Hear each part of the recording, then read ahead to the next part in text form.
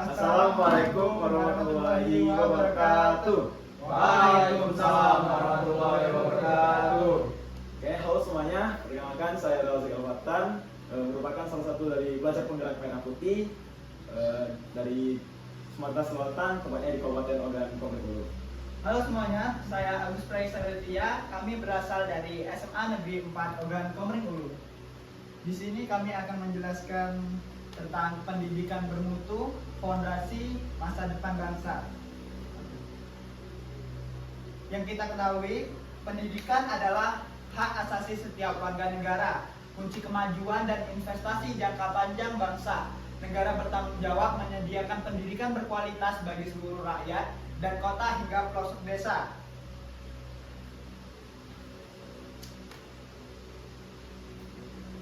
Dan adapun pilar dari pendidikan bermutu ialah salah satunya kompetensi guru, yaitu pengajar yang terampil dan inspiratif. Yang kedua merupakan fasilitas yang ideal, yaitu lingkungan belajar yang kondusif. Dan ketiga, materi yang relevan, kurikulum sesuai dengan perkembangan zaman. Dan yang keempat ialah pembelajaran inovatif dengan mendorong kreativitas siswa dan karakter siswa. Dan yang terakhir yaitu pemerataan akses, yakni pendidikan untuk semua anak Indonesia. Dari program ini saling terhubung dan dirancang sebagai fondasi tercapainya pendidikan yang unggul, merata, dan berkelanjutan. Dan ada pun dari dampak pendidikan yang berkualitas, yaitu pada poin pertama menciptakan SDM unggul, yakni generasi berkualitas tinggi dan berdaya saing global. Dan yang kedua, bertumbuhnya ekonomi dengan meningkat tajam, yaitu tenaga kerja terampil dalam mendorong pertumbuhan nasional. Dan poin ketiga, masyarakat menjadi cerdas, warga lebih kritis, berkarakter dan inovatif. Dan yang terakhir, yaitu mempunyai daya saing global, yakni memposisikan Indonesia kuat di kancah nasional maupun internasional. Lalu ada program prioritas pendidikan nasional. Yang diprioritaskan yaitu pemerintah menetapkan 4 area utama untuk mewujudkan pendidikan yang merata dan bermutu, lalu karakter dan kesehatan untuk membangun generasi berakhlak mulia dan sehat fisik mental. Yang ketiga yaitu kualitas guru karena peningkatan kompetensi dan kesejahteraan pendidikan. Yang keempat yaitu literasi dan numerasi karena penguatan fondasi belajar untuk era digital. Yang kelima yaitu sarana dan prasarana, yaitu menyediakan fasilitas belajar yang layak dan lebih modern. Nah, selain daripada itu, penguatan pendidikan karakter dan kesehatan sekolah merupakan hal yang sangat perlu kita perhatikan, yakni pada poin pertama yaitu pelatihan guru BK dan nilai. Dan selanjutnya guru BK dibekali dengan kemampuan psikologi anak dan penanaman moral yang tepat pada seluruh siswa. Dan poin kedua yaitu kompetensi guru BK dan agama. Guru BK harus dibekali dengan penanganan isu siswa dan pembinaan spiritual. Yang ketiga yaitu 7 kebiasaan anak Indonesia hebat atau sering disebut 7 KAIH. Program kebiasaan positif untuk karakter, disiplin, dan sehat. Membuat disiplin, rajin, dan peduli lingkungan. 7 kebiasaan anak Indonesia hebat ini menjadi rutinitas sekolah untuk membangun habitat baik setiap hari. Yang keempat yaitu pengangkatan guru BK baru. Guru BK baru harus dipastikan memiliki pendampingan yang emosional bagi setiap siswanya. Dan yang terakhir ialah makanan bergizi gratis dan UKS yang untuk mendukung kesehatan fisik dan edukasi hidup bersih.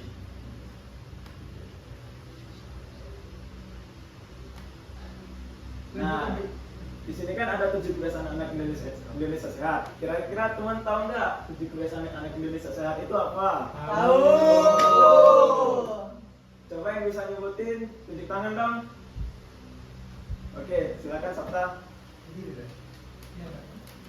7 kebiasaan anak Indonesia hebat yaitu 1. Bangun pagi, 2. Beribadah, 3. Berolahraga, 4. Makan sehat, 5. Gemar belajar, 6. Bermasyarakat, dan yang 7 tidur awal. Bagus. Oke, terima kasih Sob. Ya. Oke.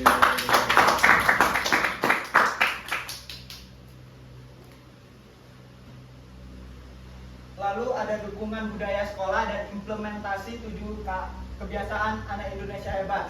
Yang pertama yaitu senam anak Indonesia hebat.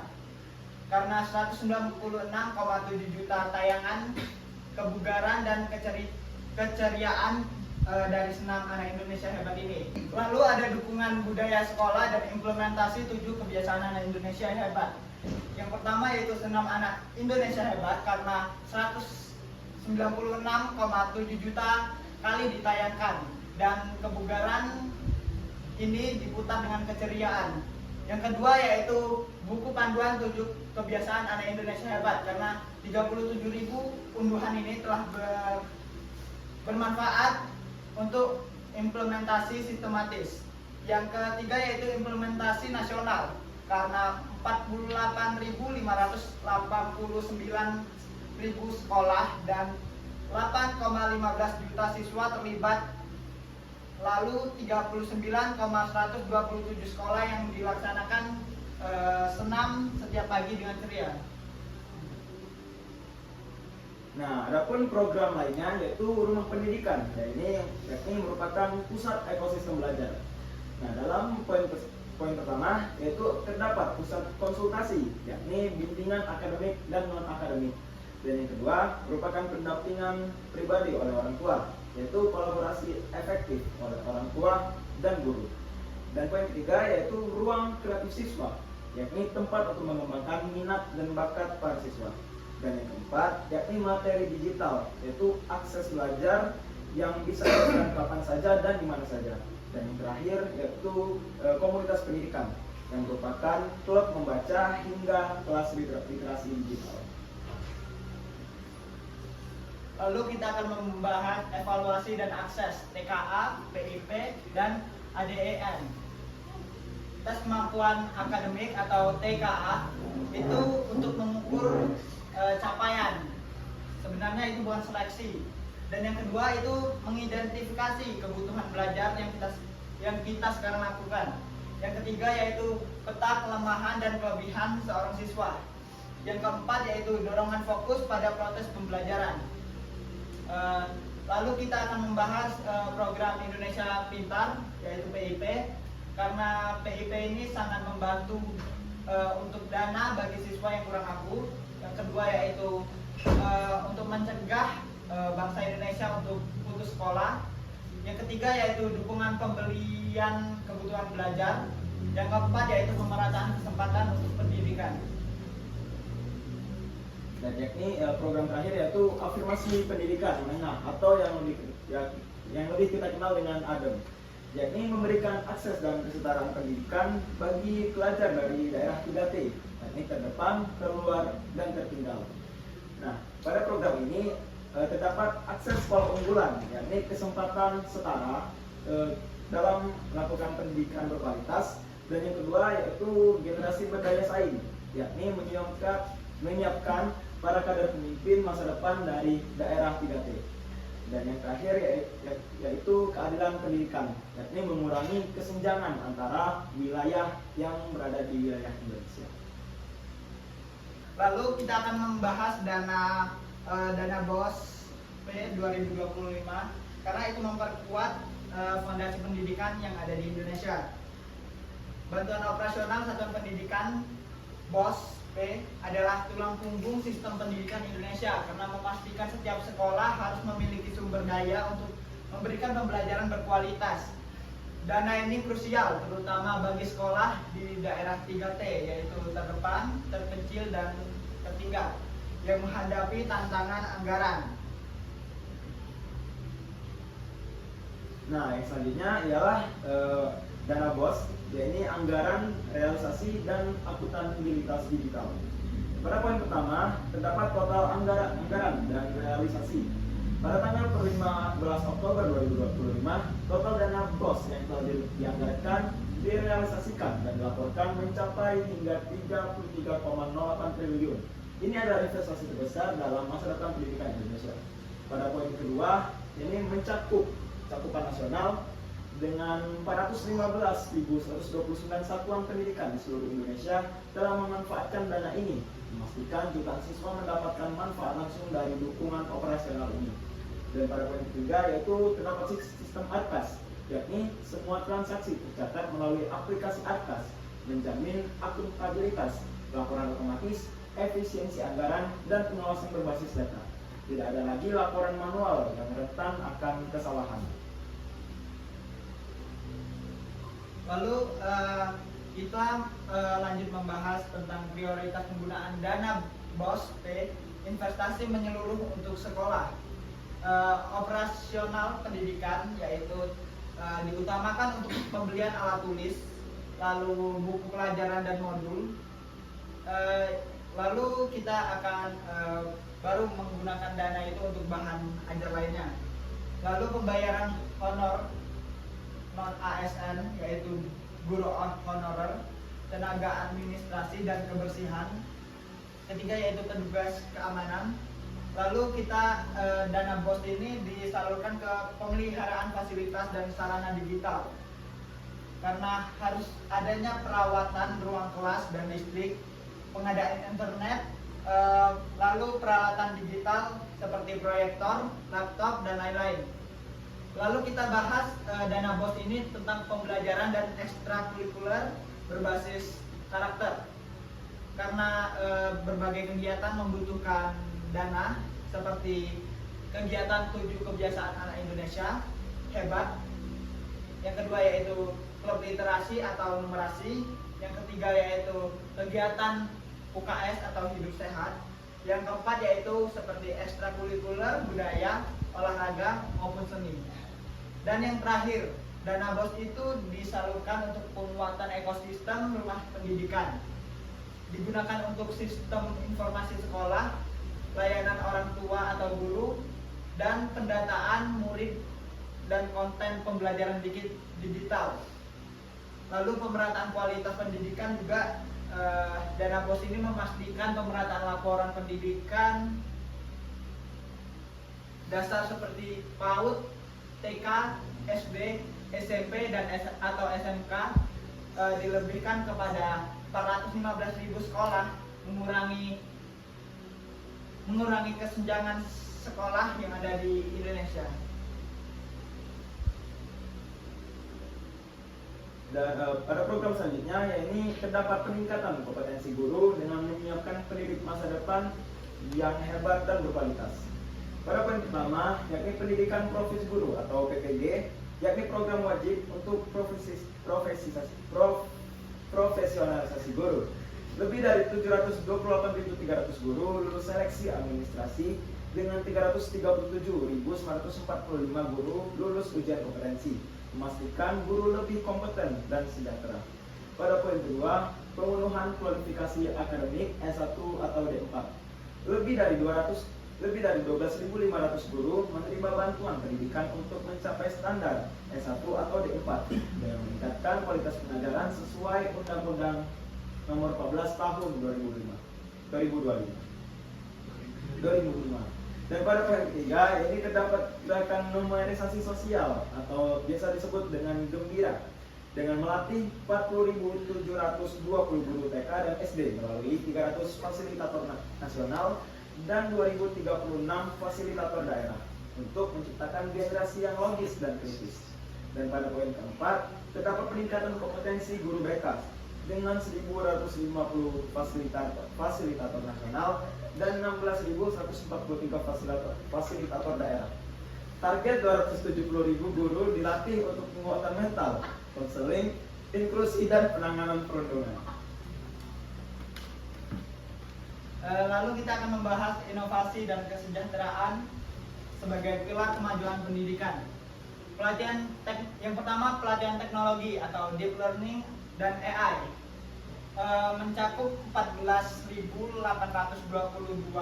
fasilitator melatih 211.844 guru dalam deep learning dan 2.915 fasilitator melatih 62.898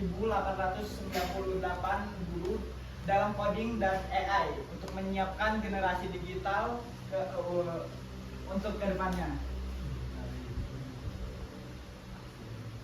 Yang kedua yaitu untuk program kepemimpinan sekolah, diambil 4.224 peserta lulus seleksi untuk calon kepala sekolah dan pengawas, fokus pada manajemen modern, kepemimpinan transformasional dan digitalisasi administrasi.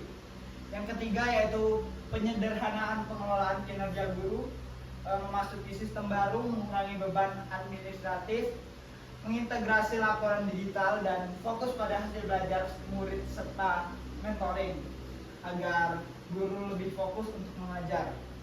Yang keempat yaitu pemenuhan tunjangan guru non ASN dengan pemerintah berkomitmen pada tunjangan kinerja, transportasi dan fungsional, terutama bagi guru di daerah 3T melalui sistem pelaporan digital yang transparan untuk meningkatkan kesejahteraan. Kepada audiens yang ingin bertanya tentang presentasi yang telah kami paparkan, silahkan bertanya. Silahkan Aziz. Baik, saya utama ingin bertanya.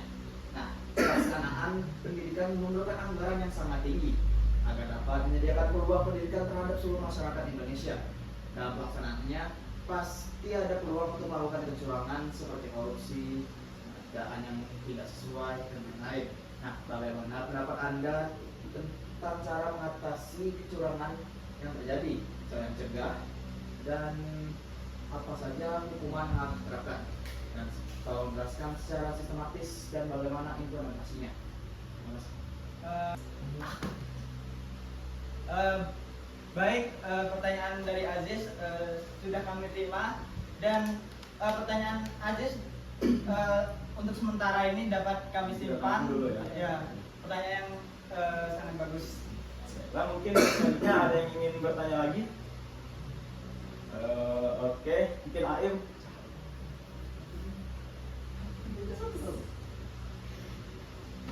Oke, nama saya ingin bertanya, bagaimana program bermutu mengatasi perbedaan asal belakang sosial, ekonomi, dan budaya siswa tanpa menimbulkan diskriminasi?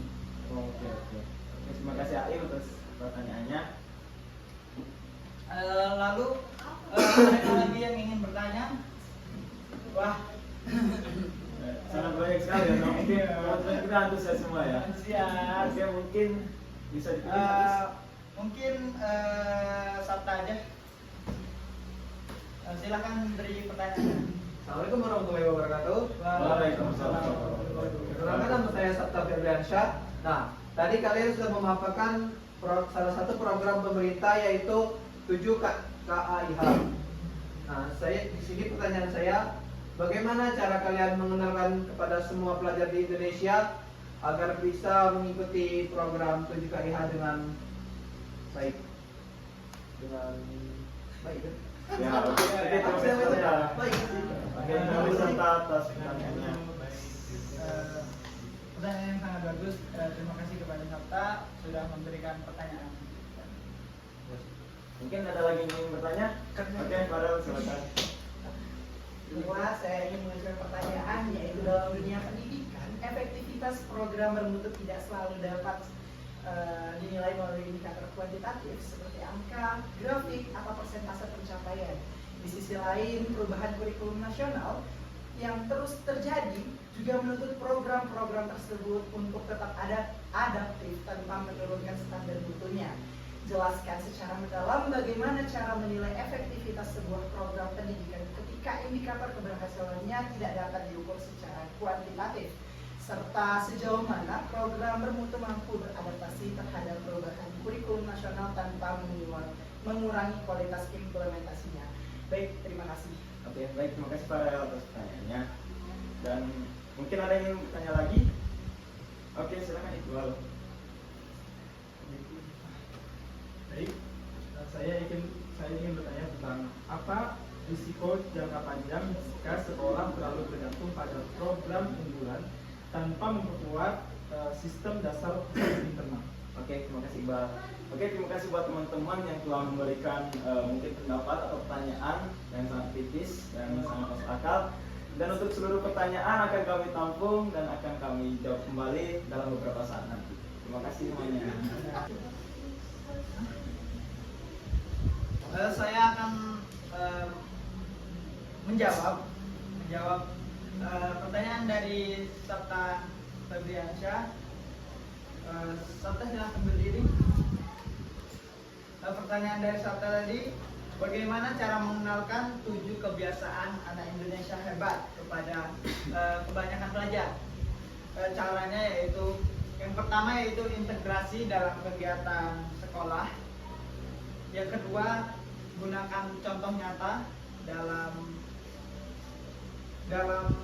memberi contoh kepada siswa-siswa. Yang ketiga yaitu pembinaan setiap harinya. Yang keempat yaitu menggunakan media sosial berbagai sekolah. Yang kelima yaitu libatkan OSIS, MPK dan komunitas siswa lainnya. Yang keenam yaitu memberi bimbingan kepada guru untuk siswanya agar teladan. Yang ketujuh yaitu kolaborasi dengan para orang tua agar siswa dapat mengikuti kegiatan 7 kebiasaan anak hebat ini. Serta apakah jawaban dari saya sudah dapat Anda terima? Baik, jawabannya sangat bagus, bisa saya terima. Terima kasih. Terima kasih Serta. Untuk Real ada janji. Oke, saya ingin menjawab pertanyaan dari teman kita Iqbal dengan mungkin pertanyaannya, apa sih risiko jangka panjang jika sekolah terlalu bergantung pada program unggulan tanpa memperkuat sistem dasar mutu internal? Nah, pertanyaannya sangat menarik nih, dengan jawaban yang sangat menarik juga. Pada poin pertama, kalau sekolah terlalu bergantung ya, misalnya pada program unggulan tuh, tapi tidak memperkuat sistem dasar mutunya. Nah, dampak pertama yaitu program itu bisa berhenti, jadi kualitas program itu ikut turun. Nah, kalau program unggulan itu dihentikan atau tidak dapat dana lagi, sekolah bisa kehilangan arah karena kualitas dasarnya tidak kuat dari awal. Dan poin kedua, guru dan siswa jadi tidak mandiri. Nah, program unggulan sering punya aturan dan metode khusus. Kalau semuanya bergantung ke situ, guru bisa kurang kreatif dan siswa jadi kurang terlatih belajar secara mandiri. Nah, dalam poin ketiga, masalah inti tidak bisa pernah dibenahi. Misalnya, manajemen sekolah bisa jadi kacau, kualitas pengajaran tidak merata, dan evaluasi belajar tuh jadi tidak jelas. Program unggulan tidak bisa menutupi kelemahan itu selamanya. Nah, dan yang keempat, sekolah bisa sulit beradaptasi. Ketika ada perubahan kurikulum atau kebutuhan belajar baru, sekolah yang dasarnya lemah, yang biasanya gagap, mereka bergantung pada program lama yang biasanya sudah tidak relevan dengan zaman kita sekarang. Nah, yang poin terakhir yakni kualitas sekolah jadi tidak konsisten. Karena kadang-kadang program unggulan itu cuma berjalan baik saat ada pendamping khusus atau saat acara penting atau lomba. Kalau tidak ada itu semua, mutu sekolah itu bisa jadi turun kembali. Nah, kira-kira jawaban dari Real bisa diterima nggak nih oleh Iqbal? Sudah sangat jelas. Oke. Sangat menambah wawasan baru lagi. Ya, Terima kasih. ya, terima kasih Iqbal. Sama-sama Iqbal. Nah, kembali ke Agus nih. Kalau mau jawab pertanyaan temennya, mungkin bisa kembali ke Agus. Kayaknya aku bakal ngejawab punya Aziz. Nah, oke, boleh banget. Nah, pertanyaan Aziz ini cukup menarik, agak rumit sebenarnya. Pertanyaan Aziz itu, pelaksanaan pendidikan memerlukan anggaran yang sangat tinggi agar dapat menyediakan peluang. Pasti ada peluang untuk melakukan kecurangan. Bagaimana pendapat saya dalam mencegah kecurangan yang terjadi? Untuk apa ini? Tolong jelaskan secara sistematis dan implementasinya.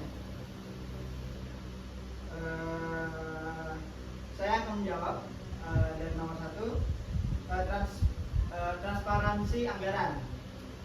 Karena publikasi semua anggaran dan laporan penggunaan dana secara pribadi, baik online maupun papan informasi sekolah. Yang kedua, tentang pengawasan berlapis.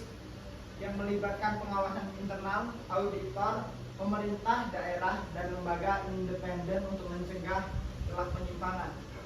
Yang ketiga yaitu digitalisasi pengadaan menggunakan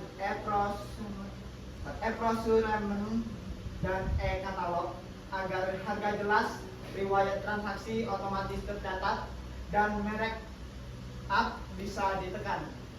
Yang keempat yaitu pelaporan anonim. Kita harus menyediakan kanal aduan tanpa identitas serta dipastikan setiap laporan diproses dan dilacak statusnya. Yang kelima yaitu pendidikan integritas. Latih guru dan siswa tentang etika, kejujuran, serta terapkan nilai integritas dalam kegiatan sekolah apapun.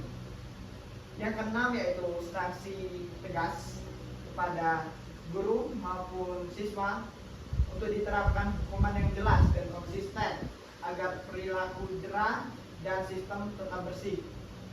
Dan yang terakhir yaitu keterlibatan kepada orang tua tentunya, karena komite sekolah ikut memantau dan mengevaluasi anggaran secara rutin dan terus menerus.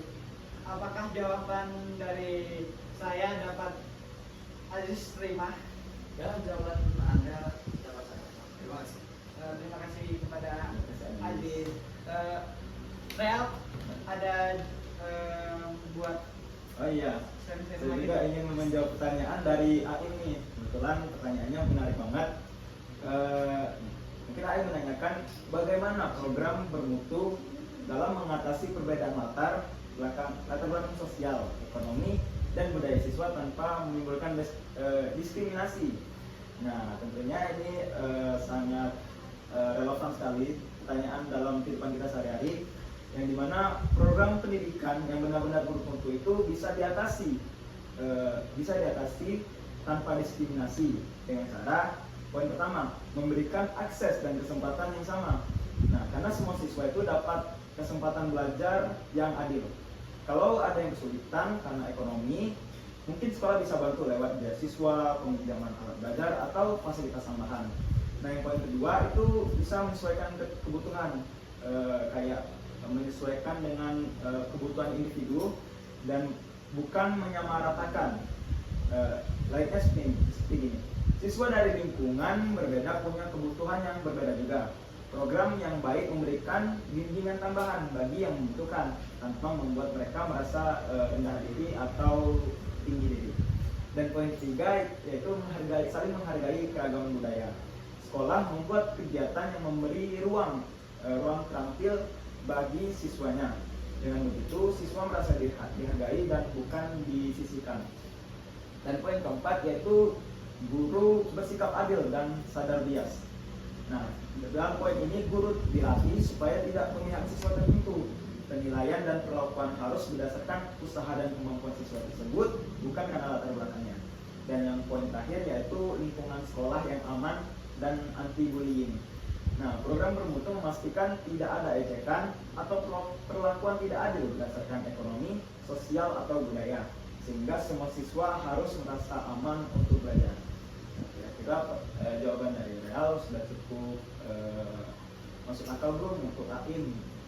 Oke, jawabannya bisa diterima. Terima kasih. Oke, terima kasih Aim.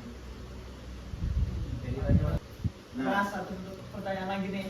Nah, Yang jawab. sekarang berupa pertanyaan Farel nih. Pertanyaannya sangat bagus sekali. Bagaimana cara menilai efektivitas suatu program pendidikan ketika indikator keberhasilan tidak dapat diukur secara kuantitatif? Nah, jawabannya yaitu cara menilai efektivitas program pendidikan yang tidak bisa diukur pakai angka itu bisa dilakukan dengan observasi langsung, melihat bagaimana siswa dan guru dan kelas berubah setelah program dijalankan. Nah, misal siswa jadi lebih aktif, atau hubungan guru dan murid bisa lebih baik, atau suasana kelas bisa jadi lebih kondusif. Dan yang kedua, wawancara atau angket terbuka. Nah, wawancara atau angket terbuka ini seperti mendengar pengalaman langsung dari siswa dan guru, bukan sekedar pilihan iya ataupun tidak. Dan yang ketiga yaitu melihat refleksi guru dan siswa. Apakah mereka merasa program itu bantu, ataukah masalah apa yang muncul, Dan yang terakhir ialah studi kasus dengan mengambil beberapa contoh siswa untuk melihat dampak program secara lebih mendalam. Nah, ternyata ada 2 pertanyaan ya dari Farel. Dan pertanyaan kedua, sejauh mana program bermutu mampu beradaptasi terhadap perubahan kurikulum nasional tanpa mengurangi kualitas implementasinya? Nah, program yang benar-benar bermutu justru biasanya lebih mudah beradaptasi dengan perubahan kurikulum. Alasannya kenapa? Yang pertama, prinsip dasarnya tuh kuat. Jadi kalau kurikulum berubah, program ini tinggal menyesuaikan teknisnya saja. Dan yang kedua, fokusnya pada kebutuhan siswa, bukan hanya aturan pusat. Jadi perubahan kurikulum itu tidak mengganggu tujuan utamanya. Dan yang poin ketiga, yakni guru yang menjalankan itu biasanya terlatih dan reflektif, sehingga mereka bisa menemukan cara baru agar program tetap berjalan baik. Dan yang terakhir, strukturnya lebih fleksibel, tidak kaku seperti SOP yang satu proyek. Ya, satu. Oke, mungkin bisa kembali ke Agus. Tidak. Oh ya, sudah tanya semua ya. Oke, demikian mungkin mungkin demikian teman-teman dari sosialisasi kami. Saya Razek Al-Fatan sebagai pelajar penggerak merah putih dan rekan saya Agus Praeksa Aditya sebagai pelajar penggerak merah putih dari SMA Negeri 4 Ogan Komering. Nah, di sini kami ingin menyampaikan suatu kesimpulan yang mungkin bisa teman-teman ambil pesan intinya, karena secara keseluruhan kualitas pendidikan yang benar-benar bermutu itu tidak hanya terlihat dari program unggulan yang telah kami paparkan di sini. Nah, tetapi dari bagaimana sekolah kita dapat membangun dasar mutu yang kokoh, adil dan mampu beradaptasi. Program yang baik harus bisa menghargai perbedaan sosial, ekonomi dan budaya siswa tanpa menciptakan diskriminasi. Evaluasinya juga tidak selalu harus berupa angka, bisa jadi perubahan sikap, suasana belajar dan peningkatan kemampuan siswa sama pentingnya untuk diperhatikan. Baik, mungkin harus ada yang perlu ditambahkan. Mungkin Ada? selesai di sini aja. Oke. Sosialisasi kali ini. Nah, kami akhiri. Wassalamualaikum warahmatullahi wabarakatuh. Waalaikumsalam warahmatullahi wabarakatuh. Dan